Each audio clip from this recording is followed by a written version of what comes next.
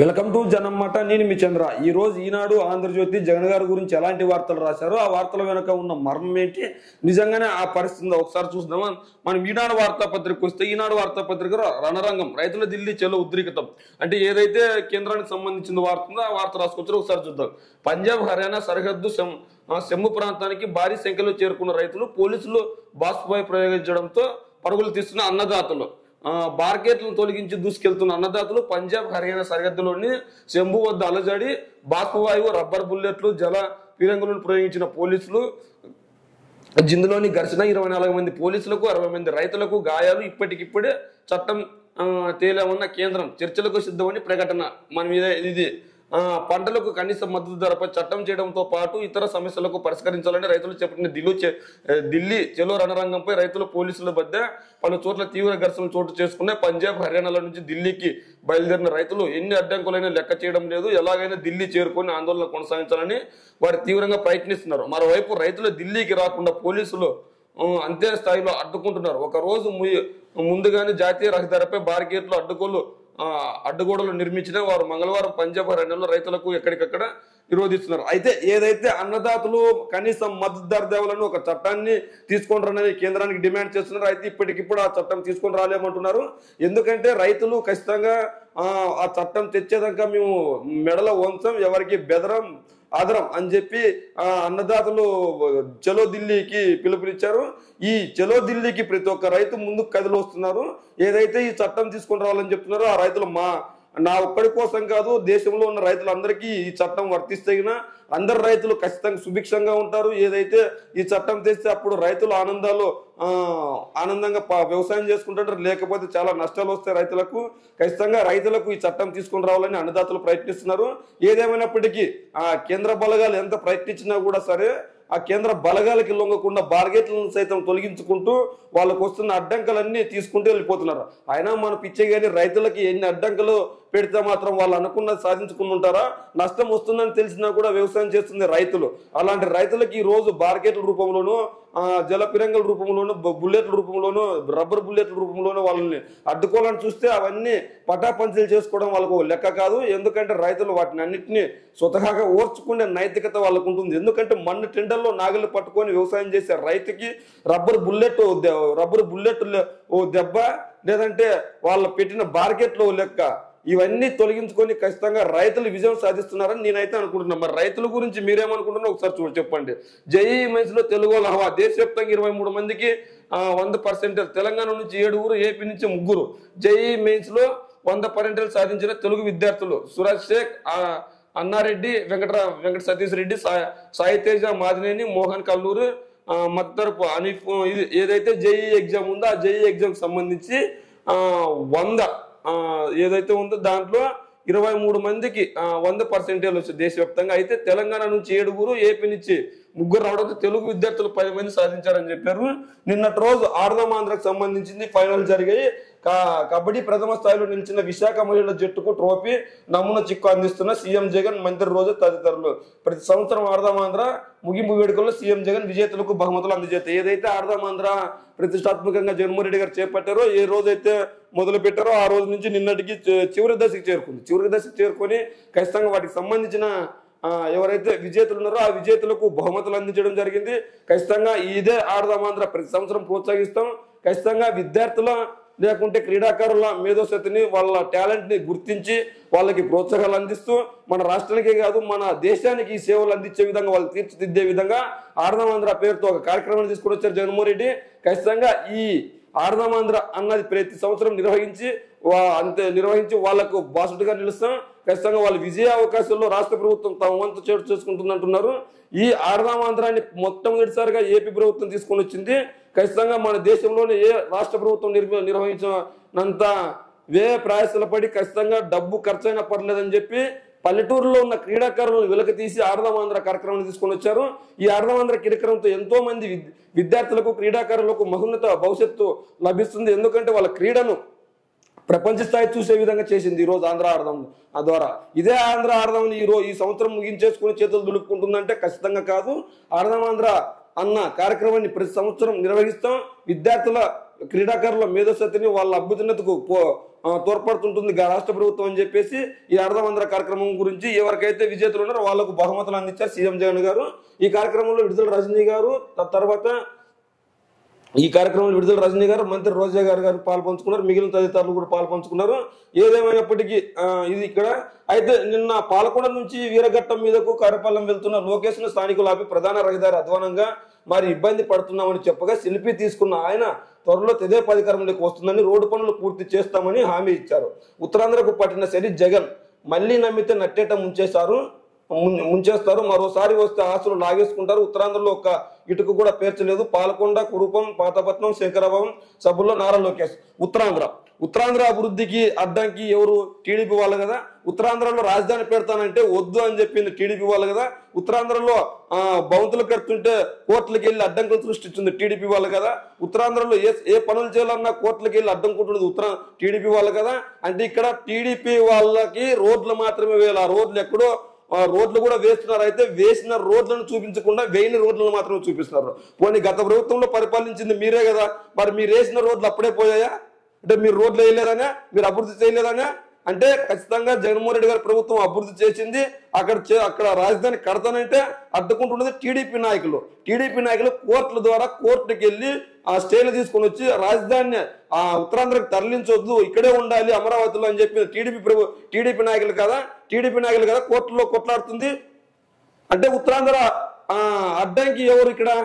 లోకేష్ గారు. ఉత్తరాంధ్ర ప్రజలు ఉత్తరాంధ్ర ప్రజలు ఖచ్చితంగా దాగిన బుద్ధి చెప్తారు. ఎందుకు అంటే ఖచ్చితంగా జగన్మోహన్ రెడ్డి గారు ఎన్నికల్లో గెలిచిన తర్వాత ఒకే రాజధాని ఒకే ప్రాంతంలో అభివృద్ధి చెందుతుంది. గత రాష్ట్రంలో జరిగిన విధంగా మళ్ళా రేపు పొద్దున 3 ప్రాంతాలు 3 ముక్కలయ్యే అవకాశం ఉంది. అలాంటి పరిస్థితి రాకూడదని చెప్పేసి జగన్మోహన్ రెడ్డి గారు ఉత్తరాంధ్రలో ఒకటి, అమరావతిలో ఒకటి, రాయలసీమలో ఒక రాజధాని తీసుకొని వచ్చారు. ఆ ప్రాంతాలకి రాజధాని తరలించడానికి వీల్లేదని కోర్టుల్లో స్టే తీసుకొని వచ్చి అడ్డుకుంటున్నది చంద్రబాబు నాయుడు గారు, నారా లోకేష్ గారు సంబంధించిన నాయకులు కదా. మరి మీకు చిత్తశుద్ధి ఉంటే ఉత్తరాంధ్రలో రాజధాని కడతామంటే ఎందుకు మీరు కోర్టులకు వెళ్ళారు? అంటే అమరావతిలో భూముల రేట్లు తగ్గిపోతాయనా? అంటే ఉత్తరాంధ్ర ప్రజలు అభివృద్ధి చెందకూడదా?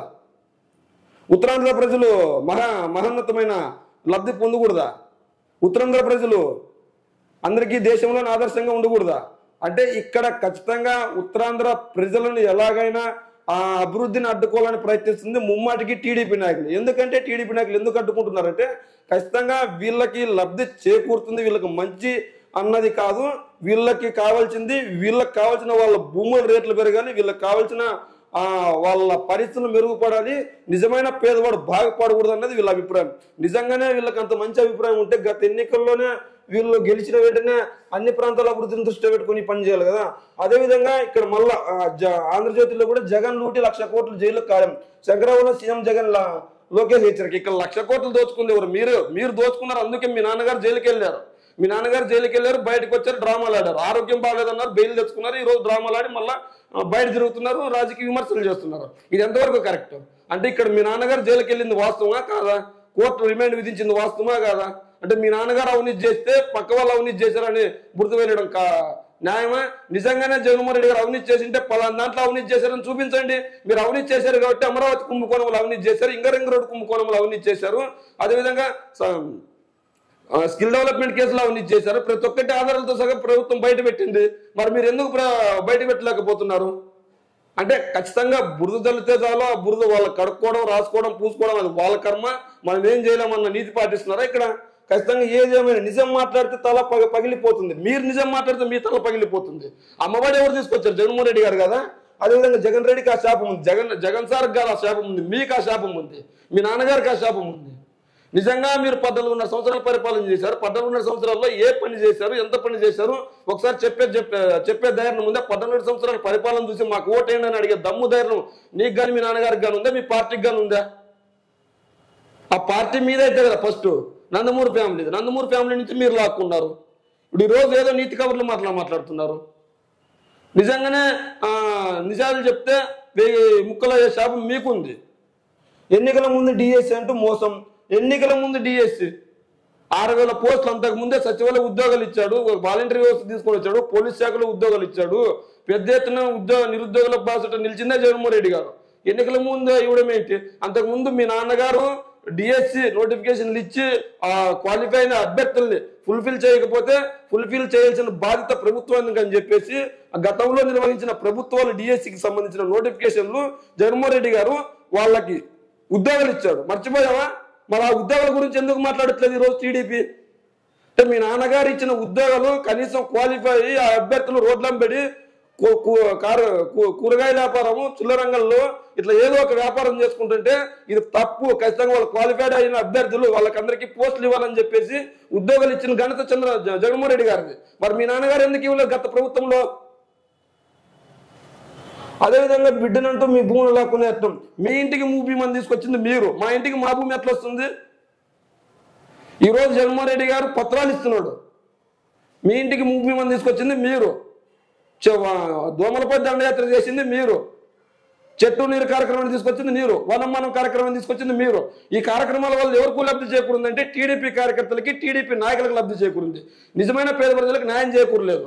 నిజమైన పేద ప్రజలకు న్యాయం చేకూరే సంక్షేమ పథకాలు ఏమంటే నాడు నేడు వసతి దీవెన, జగనన్న విద్యా దీవెన, అమ్మఒడి, ఆరోగ్యశ్రీ, కాపు నేస్తము, వాహన మిత్ర, విలేజ్ క్లినిక్లు, మెడికల్ కాలేజీలు, ఇంగ్లీష్ మీడియము, వాలంటరీ వ్యవస్థ, సచివాలయ వ్యవస్థ, ఇవి పేదలకు మంచి చేకూరేవి. షర్మిలపై పేటీఎం బేస్ వికృత ప్రచారం. షర్మిలపై వికృత ప్రచారం చేయాల్సిన అవసరం ఏముంది? ఆవిడ చేస్తున్న మాటలకు కౌంటర్ ఇస్తున్నాడు. మీకు ఒత్తాస పలికే మాటలు మాట్లాడితే శత్రువు అయినా మీకు మిత్రువే. మీకు ఒత్తాస మాటలు మాట్లాడకపోతే మిత్రుడైనా మీకు శత్రువే. ఇదేనా మీ రాజకీయము? పాతపట్నం పాల్గొండ సభలో, కురుపంలో సభలు, ఇది నారా లోకేష్ గారి పర్యటన. అదేవిధంగా ఇక్కడ ఇంకోటి ఏం రాశారంటే సంతకాలతో సరి ఉత్పత్తి ఎంఓలతో మాయా, పెట్టుబడులపై స్పందించని కంపెనీలు, విశాఖ దశ ఎంఓలపై అరకొర సమాచారం ఇచ్చిన ఐటీ శాఖ, తిరిగి చూడని అత్యధిక కంపెనీలు, కొన్ని ఒప్పందాల నుంచి పూర్తిగా వెనక్కి మరికొన్ని పురోగతులు అంటూ మాయమైనవి చెప్పకుండా కొత్త పెట్టుబడులపై హడావిడి, నేడు వర్చువల్గా శంకుస్థాపనలు, ప్రారంభోత్సవాలు. జగన్మోహన్ రెడ్డి గారు ఇన్నాళ్ళు కంపెనీలు తీసుకొని రావట్లేదు, కంపెనీలు మన రాష్ట్రం నుంచి వెనక్కిపోతున్నాయని వీళ్ళు రాశారు ఈనాడు ఆంధ్రజ్యోతి వాళ్ళు. అలా రాసిన వాళ్ళు ఖచ్చితంగా ఈరోజు శంకుస్థాపన చేస్తుంటారు. రే జగన్మోహన్ రెడ్డి గారు కంపెనీలు తీసుకొని వస్తున్నారు, ఇంక మనం ఏం చేసేదని చెప్పేసి వీళ్ళు అనుకుంటున్నారు. అలాంటివన్నీ తప్పుడు మాటలు అని చెప్పేయడానికి ఖచ్చితంగా ఏదో ఒక బురదజల్లే వార్త రాస్తున్నారు. మరి ఆ పరిస్థితి నిజంగానే ఉందా? జగన్మోహన్ రెడ్డి గారు కంపెనీలకి ఈ రోజు రేపు శంకుస్థాపన చేస్తుంటే ఇలాంటి వార్తలు రాస్తారు వీళ్ళు. ఎందుకంటే వాటిని నమ్మించడానికి వీలు లేకుండా చూడాలని. వాటిని ప్రజలను నమ్మితే చాలా అనర్థాలు జరుగుతాయి. ఎందుకంటే టీడీపీ మళ్ళీ అధికారంలోకి రావడం కష్టం ఎరుగు, కనీసం డిపాజిట్లు కూడా రావని వీళ్ళు బాధ. వీళ్ళకి కావాల్సింది కంపెనీలు శంకుస్థాపన కాదు, టీడీపీ అధికారంలోకి రావడం. కంపెనీలు శంకుస్థాపన జరిగితే ఏమొస్తుంది? మధ్యతరగతి వారికి, పేదవారికి ఉద్యోగాలు వస్తాయి. వీళ్ళకేమో లాభము? టీడీపీ అధికారంలోకి వస్తే వీళ్ళకి పెట్టుబడులు వస్తాయి, అడ్వర్టైజ్మెంట్స్ వస్తాయి, యాడ్స్ వస్తాయి, డబ్బులు వస్తాయి. ఇది వీళ్ళ ఉద్దేశంగా ఉంది. నిజంగా జగన్మోహన్ రెడ్డి గారు అవినీతి చేసింటే అవినీతి చేయడం రాయండి ప్రూఫ్స్. నిజంగా జగన్మోహన్ రెడ్డి గారు కంపెనీలు తీసుకొని రాకపోతే తీసుకొని రాలని చెప్పండి. శంకుస్థాపన చేస్తున్నా సరే అవన్నీ ఉత్పత్తి శంకుస్థాపనలు అంటున్నారు. మరి చంద్రబాబు నాయుడు గారు పోలవరం ప్రాజెక్టు కేంద్రం నిర్మించాల్సి ఉంటే కేంద్రం నుంచి నిర్మిస్తానని చెప్పి తీసుకున్నప్పుడు ఎందుకు పూర్తి చేయలేకపోయారు? రాజధాని కోసం కంపచెట్టులో రాజధాని పెట్టి అక్కడ ఎందుకు పూర్తి చేయలేకపోయాడు? అంటే ఒక ప్రాంతాన్ని వీళ్ళు ఎక్కడ ఖాళీగా ఉంటే ఆ ప్రాంతాన్ని తక్కువ ధరకు భూములు వస్తే ఆ భూములు కొనుక్కొని తర్వాత లబ్ధి చేకూరుకున్నామని ఆలోచించింది మీరు. ఇది వీళ్ళు జీవోల ఖాళీల డ్రామా అంతా. వీళ్ళు ఏంటంటే ఖచ్చితంగా వీళ్ళు ఏదో ఒకటి వార్త రాస్తే ప్రజలు నమ్ముతారు అన్న విధంగా ఉంది. ఏదేమైనప్పటికీ ప్రజలు నమ్మే పరిస్థితి లేదు. ఎందుకంటే ప్రజలకు తెలుసు ఏది మంచి ఏది చెడు అని. వీళ్ళు అనుకున్నంత అమాయకులు అయితే ప్రజలు కాదు. ఖచ్చితంగా వీళ్ళు అనుకున్నంత అమాయకులు అయితే ప్రజలు కాదు.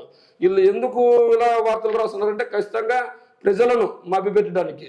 అదేవిధంగా రైతులు చెలో ఢిల్లీ ఉధృతం, డ్రోన్లతో బాసుపై ప్రేమించిన పోలీసులు, రణరంగంగా పంజాబ్, హర్యానా సరిహద్దులు. ఇది మనం ఇంతకుముందే ఢిల్లీకి రైతులు చేరుకుంటుంటే ఏ విధంగా వాళ్ళని ఇబ్బంది పెడుతున్న ఒక వార్త రాశారు.